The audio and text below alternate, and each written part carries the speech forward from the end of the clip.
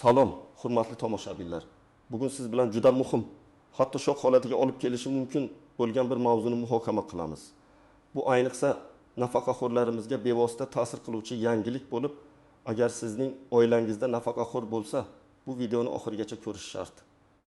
Chunki noto'g'ri tushunish yoki ma'lumotga ega bo'lmaslik katta moliyaviy yo'qotishlarga olib kelishi mumkin. Darhol kanalimga obuna bo'lib, videoga like bosing. Shunda bu muhim ma'lumot ko'proq odamga yetib boradi va ular ham o'z huquqlarini bilish imkoniyatiga ega bo'ladilar. Bu sizning yaqinlaringizga yordam berishingiz uchun eng samarali yo'l. Xo'sh, gap nimada? An'anaviy tarzda bizning jamiyatimizda nafaqaxo'rlar ma'lum imtiyozlarga ega edilar. Ko'pgina hollarda ular qo'shimcha ish bilan shug'ullanib, nafaqa olish bilan birga ish haqini ham to'liq olardilar. Bu ularning hayot sifati, moliyaviy barqarorligi va jamiyatdagi faol ishtiroki uchun juda muhim edi. Keksa yoshdagi fuqarolarimiz o'zlarining boy tajribalarini yosh avlodlarga o'rgatish, iqtisodiyotga hissa qo'shish va shunchaki faol hayot tarzini saqlash uchun ishlashni davom ettirishardi. Ular ham nafaqa, ham ish haqini to'liq olgan holda o'zlarining moddiy ahvolini yaxshilab farzandlariga va nabiralariga yordam berish imkoniyatiga ega edilar. Ko'pincha bu mablag'lar dori-darmon, ro'zg'or ehtiyojlari va uy-joy kommunal to'lovlarini qoplashga yo'naltirilardi. Ammo hozir vaziyat tubdan o'zgarmoqda. Yangi qonunchilikka ko'ra ba'zi turdagi ishlayotgan nafaqaxo'rlarga nisbatan cheklovlar kiritilmoqda. Aynan qaysi nafaqaxo'rlar va qanday cheklovlar haqida batafsil gaplashamiz. Ilgari hamma uchun bir xil bo'lgan ba'zi imtiyozlar endi faqat ma'lum toifadagi shaxslarga taalluqli bo'ladi. Bu o'zgarishlar nimadan kelib chiqdi? Asosan, byudjetni optimallashtirish, nafaqa tizimini adolatliroq qilish va eng avvalo ishlamaydigan nafaqaxo'rlarni, shuningdek ishga muhtoj bo'lgan yosh mutaxassislarni qo'llab-quvvatlashga qaratilgan. Hukumat nafaqa tizimining barqarorligini ta'minlashga intilmoqda va bu qarorlar shu yo'ldagi qadamlardan biri hisoblanadi. Nima uchun xavotirlanish kerak va kimga bu ta'sir qiladi? Avvalo, shuni ta'kidlash kerakki, bu cheklovlar hamma nafaqaxo'rlarga birdek taalluqli emas. Eng katta o'zgarishlar aynan ishlayotgan nafaqaxo'rlar deb ataladigan toifaga tegishli. Ya'ni agar siz nafaqa olayotgan bo'lsangiz va shu bilan birga rasman, ya'ni mehnat shartnomasi asosida ish bilan band bo'lsangiz, diqqat qiling. Ilgari siz ham nafaqa, ham ish haqini to'liq olgan bo'lishingiz mumkin edi. Ammo endi ba'zi hollarda bu ikki to'lovni bir vaqtda to'liq olish imkoniyati cheklanadi yoki butunlay bekor qilinadi. Keling, konkret misollar bilan tushuntiray. Birinchi misol, o'qituvchi Ayjon opa. Ayjon opa 6 yoshda 35 yillik ish stajiga ega va uzoq yillar maktabda boshlang'ich sinf o'qituvchisi bo'lib ishlagan.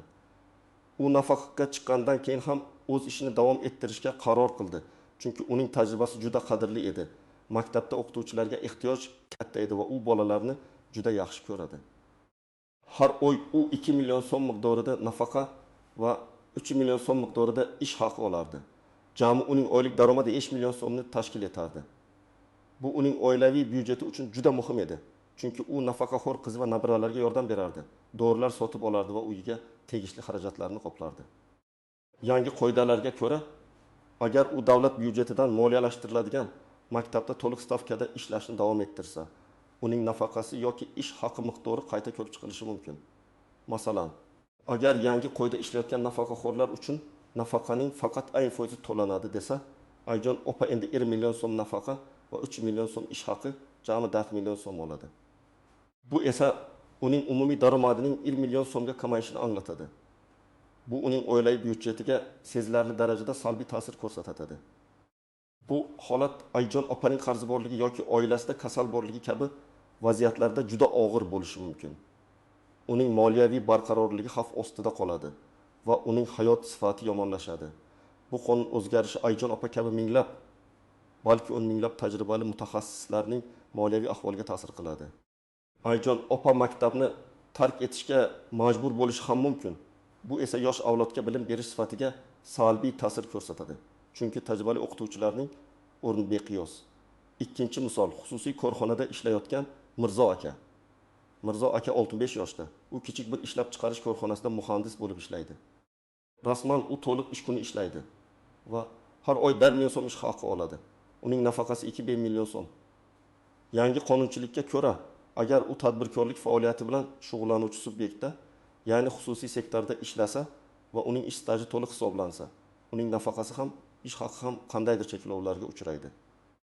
Ya'ni uning umumiy daromadi qaysidir bir qismi ushlab qolinishi mumkin. Bu qanday mexanizm orqali amalga oshiriladi? Ko'pincha qonun nafaqa summasini ish haqining ma'lum bir qismiga bog'lab qo'yadi. Masalan, agar ish haqi ma'lum bir miqdorni oshsa, nafaqa summasi kamaytiriladi. Yoki aksincha, nafaqa olayotgan shaxsning daromadi ma'lum bir chegaradan oshsa, u ma'lum imtiyozlardan mahrum bo'ladi. Mirzo akaning holatida agar xususiy sektorda ishlash ham ma'lum cheklovlarga duch kelsa, u ham Ayjon opa singari moliyaviy qiyinchiliklarga duch kelishi mumkin. Bu albatta ishlayotgan nafaqaxo'rlarning ish joyini tark etishiga yoki norasmiy ishga o'tishiga olib kelishi mumkin. Bu esa davlat byudjetiga soliq tushumlarining kamayishiga ham sabab bo'ladi. Bu yerda muhimi, kimlar uchun bu qoidalar amal qiladi va kimlar uchun taalluqli emas. Kimlar xavotirlanishi kerak? Asosan davlat byudjetidan moliyalashtiriladigan tashkilotlarda to'liq yoki qisman stavkada ishlayotgan nafaqaxo'rlar, bularga maktablar, kasalxonalar, davlat idoralari, oliy o'quv yurtlari va boshqa byudjet tashkilotlari kiradi. Agar siz ushbu tashkilotlardan birida ishlayotgan bo'lsangiz, demak, bu o'zgarishlar sizga bevosita ta'sir qiladi. Qonunchilik nafaqat oylik ish haqi, balki boshqa turdagi moddiy rag'batlantirishlar, mukofotlar, ustamalarni ham hisobga olishi mumkin. Bu esa cheklovlar miqdorini yanada oshirishi mumkin. Shuningdek, ma'lum lavozimlarda ishlayotgan nafaqaxo'rlar ham diqqat qilishlari kerak. Ba'zi lavozimlar, masalan, yuqori maoshli rahbarlik lavozimlari nafaqa to'lovlariga ko'proq cheklovlar qo'yilishiga sabab bo'lishi mumkin. Kimlar xavotirlanishi shart emas. Agar siz faqat nafaqa olsangiz va ishlamasangiz, bu o'zgarishlar sizga umuman ta'sir qilmaydi. Sizning nafaqangiz avvalgidek to'liq miqdorda to'lanishda davom etadi. Agar siz nafaqa olayotgan bo'lsangiz, lekin rasmiy ish joyingiz bo'lmasa, masalan, oilaviy biznesda norasmiy yordam berayotgan bo'lsangiz, kichik xususiy tadbirkorlik masalan, o'z tomorqasida dehqonchilik qilish bilan shug'ullanayotgan bo'lsangiz yoki shunchaki qo'shnilaringizga yordam berib kichik haq olsangiz, siz ham xavotirlanishingiz shart emas. Chunki bu turdagi faoliyatlar odatda rasmiy mehnat munosabatlari doirasiga kirmaydi va nafaqa to'lovlariga ta'sir qilmaydi. Shunday ma'lum bir turdagi nafaqalar, masalan, nogironlik nafaqalari, boquvchisini yovutganlik uchun beriladigan nafaqalar yoki ijtimoiy nafaqalarga bu cheklovlar taalluqli bo'lmasligi mumkin. Bu juda muhim nuqta. Chunki bunday nafaqalar ko'pincha eng himoyasiz qatlamlarga beriladi va ularni cheklash ijtimoiy adolatsizlikka olib kelishi mumkin. Shu sababli qonunchilik odatda bunday nafaqa turlarini himoyalaydi. Endi esa istisnolarga, tuzoqlarga va ko'zdan panada qoladigan nozik jihatlarga to'xtalib o'taylik. Bu juda murakkab masala. Shuning uchun diqqat bilan tinglang. Istisnolar. Qonunchilik har doim umumiy qoidalardan istisnolarni nazarda tutadi. Kimlar cheklovlar ta'siriga tushmasligi mumkin? Film, faxriylar va ba'zi imtiyozli toifalar, ulug' vatan urushi qatnashchilari, mehnat faxriylari, Chernobil fojiasi oqibatlarini bartaraf etishda qatnashganlar kabi maxsus xizmatlar uchun nafaqa oladigan shaxslar uchun alohida qoidalar mavjud bo'lishi mumkin. Ko'pincha ularning nafaqalari ish haqi bilan birga to'liq to'lanishda davom etadi. Chunki ularning xizmatlari davlat tomonidan yuksak qadrlanadi. 2. Qishloq joylardagi shifokorlar va o'qituvchilar. Mamlakatimizning chekka hududlarida tibbiyot xodimlari va o'qituvchilarga ehtiyoj yuqori. Shu sababli bunday joylarda ishlayotgan nafaqaxo'rlar uchun maxsus rag'batlantirishlar va istisnolar joriy etilishi mumkin. Masalan, ularning nafaqasini to'liq miqdorda saqlab qolgan holda ishlashlariga ruxsat berilishi mumkin. Chunki ularning mehnati ruxsat berilishi mumkin. 3. Ilmiy darajaga ega bo'lganlar, akademik darajaga ega bo'lgan, fan va ta'lim sohasida faoliyat yuritayotgan ba'zi nafaqaxo'r olimlar uchun ham alohida qoidalar qo'llanilishi mumkin. Ularning ilmiy salohiyatini saqlab qolish va undan foydalanish maqsadida ularga nafaqa va ish haqini to'liq olish imkoniyati berilishi mumkin. 4. Qisman bandlik va minimal ish haqi. Agar nafaqaxo'r juda oz miqdorda, masalan, yarim stavkadan ham kam ishlagan holda minimal ish haqidan pastroq daromad olsa, uning nafaqasi cheklanmasligi mumkin. Bu yerda asosiy mezon ish haqi miqdori va ish vaqti. Qonunchilikda bu bo'yicha aniq chegaralar belgilangan bo'ladi. Masalan, agar siz oyiga minimal ish haqi miqdorining ma'lum bir foizidan, masalan, 7 dan kam daromad olsangiz, sizning nafaqangizga ta'sir qilinmasligi mumkin. 5. Ayrim ijtimoiy nafaqalar. Yuqorida aytib o'tganimizdek, boquvchidan yo'qotganlik, nogironlik nafaqalar, bola parvarishlash nafaqalari kabi ijtimoiy himoya xarakteriga ega bo'lgan to'lovlar odatda ish staji yoki ish haqi miqdoriga bog'liq bo'lmaydi va to'liq hajmda saqlanib qoladi. Tuzoqlar va ko'zdan panada qoladigan nozik jihatlar. 1. Daromadni to'g'ri deklaratsiya qilmaslik. Ba'zi nafaqaxo'rlar yangi qoidalar ularga ta'sir qilishini bilib, o'z daromadlarini rasmiy ravishda yashirishga urinishlari mumkin. Bu esa huquqiy oqibatlarga, jumladan jarimalarga va ortiqcha to'langan nafaqa summasini qaytarishga olib kelishi mumkin. Har qanday rasmiy daromad pensiya jamg'armasiga ma'lum bo'lishini unutmang. Qonunchilikdagi o'zgarishlarni tushunmaslik. Nafaqa qonunchiligi doimiy ravishda o'zgarib turadi. Bugun amalda bo'lgan qoidalar ertaga o'zgarishi mumkin. Pensiya jamg'armasidan yoki boshqa vakolatli organlardan muntazam ravishda ma'lumot olib turish muhim. Eski ma'lumotlarga asoslanish sizni moliyaviy qiyinchiliklarga olib kelishi mumkin. Nafaqa hisoblash usullari. Nafaqa miqdori nafaqat ish stajiga va ish haqiga, balki pensiya ballari tizimiga ham bog'liq bo'lishi mumkin. Yangi qoidalar ishlayotgan nafaqaxo'rlar uchun bu ballarni hisoblash mexanizmini o'zgartirishi yoki cheklashi mumkin. Bu esa kelajakda nafaqa miqdorining kamayishiga olib kelishi ehtimoli bor. Fuqarolik huquqiy shartnomalar. Agar siz mehnat shartnomasi o'rniga fuqarolik huquqiy shartnoma, masalan, pudrat shartnomasi, xizmat ko'rsatish shartnomasi asosida ishlasangiz, bu sizning nafaqangizga qanday ta'sir qiladi?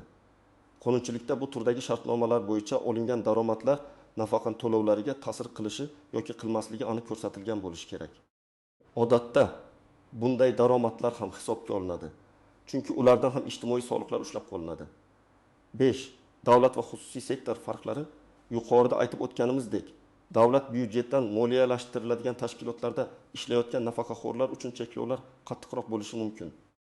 Xususiy sektorda esa ba'zi yumshoqroq qoidalar qo'llanilishi mumkin. Ammo bu hali ham har bir holatda individual ravishda tekshirilishi kerak. 6.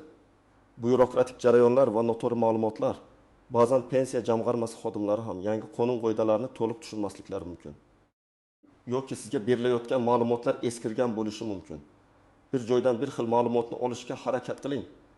Agar shubhalansangiz, yugurib turuvchi organlarga murojaat qiling. Amaliy maslahatlar.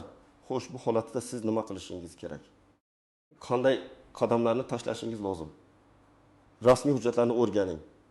Birinchi navbatda nafaqaxo'rlarga oid qonunchilikka kiritilgan yangi o'zgarishlarni tartibga soluvchi normativ huquqiy hujjatlar bilan tanishing. O'zbekiston Respublikasi Prezidentining farmonlari, Vazirlar Mahkamasining qarorlari yoki tegishli vazirlik va idoralarning me'yoriy hujjatlari bo'lishi mumkin. Ularni Lexus saytidan yoki boshqa rasmiy manbalardan topishingiz mumkin.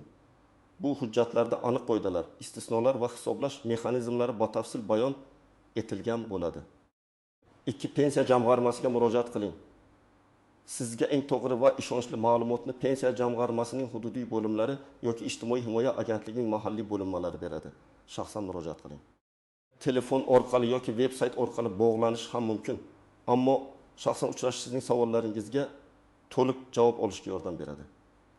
Uchrashuvga borganingizda o'zingiz bilan pasportingiz, nafaqa guvohnomangiz va agar ishlayotgan bo'lsangiz, mehnat shartnomangizning nusxasi oxirgi ish haqi ma'lumotlari bilan boring.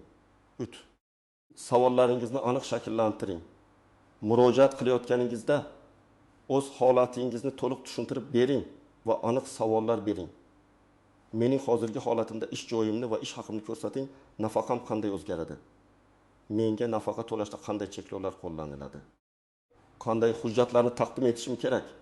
Bu o'zgarishlar qaysi sanadan boshlab kuchga kiradi va menga nisbatan qachondan qo'llaniladi? Agar ishdan ketsam, nafaqam to'liq tiklanadimi? Ish vaqtimni qisqartirsam yoki boshqa turdagi faoliyatga o'tsam, nafaqamga ta'sir qiladimi? 4. Yozma murojaat qilishdan qo'rqmang. Agar og'zaki tushuni qoniqtirmasa yoki sizda qandaydir shubhalar qolsa, pensiya jamg'armasiga yozma ravishda murojaat qiling. Yozma javob siz uchun muhim yuridik asos bo'lib xizmat qilishi mumkin. Murojaatingizda holatingizni, savollaringizni to'liq bayon eting va sizga yozma javob berishlarini so'rang. Murojaatning ikkinchi nusxasini o'zingizda qoldiring va kiruvchi raqamini belgilatib oling. 5. Mehnat shartnomangizni ko'rib chiqing. Agar siz ishlayotgan bo'lsangiz, ish beruvchingiz bilan vaziyatni muhokama qiling. ba'zi hollarda ish beruvchi sizni qisman bandlikka o'tkazish yoki boshqa shartlar asosida ishlashingizga imkon berishi mumkin. Bu sizning nafaqangizga kamroq ta'sir qilishi mumkin. Ammo barcha o'zgarishlar rasmiy ravishda hujjatlashtirilishi shart. 6. Hukumatning ishonch telefonlariga murojaat. Agar siz mahalliy organlardan to'g'ri ma'lumot ololmasangiz yoki murojaatlaringiz javobsiz qolsa, O'zbekiston Respublikasi Prezidentining xalq qabulxonasiga yoki pensiya jamg'armasining markaziy apparatiga ishonch telefonlari orqali murojaat qilishingiz mumkin. Bu sizning huquqlaringizni himoya qilishning eng samarali yo'llaridan biridir. Aziz do'stlar, ushbu video orqali men sizga nafaqaxo'rlarga oid qonunchilikdagi muhim o'zgarishlar, ularning sabablari, kimlarga ta'sir qilishi va kimlar uchun ta'sir qilmasligi haqida batafsil ma'lumot berishga harakat qildim. Shuningdek, sizga ushbu vaziyatda qanday harakat qilish kerakligi bo'yicha amaliy maslahatlar berdim. Bu ma'lumotlar siz uchun foydali bo'ldi degan umiddaman. Unutmang, har bir nafaqaxo'rning holati individual bo'lib, eng to'g'ri ma'lumotni vakolatli davlat organlaridan olishingiz kerak. Qonunchilikka rioya qilish, rasmiy manbalardan ma'lumot olish va o'z huquqlaringizni bilish bu moliyaviy barqarorlikni saqlashning eng muhim yo'li. Ushbu video haqida o'z fikringizni izohlarda yozib qoldiring. Bu masala sizga qanday ta'sir qildi? Sizningcha bu o'zgarishlar adolatlimi? Kanalimga obuna bo'lishni va videoga like bosishni unutmang. Shunda bu muhim ma'lumot ko'proq odamga yetib boradi va jamiyatimizda muhim masalalar yuzasidan ochiq muloqotni davom ettiramiz. Kelajakda yana shunday muhim mavzular bilan uchrashguncha xayr.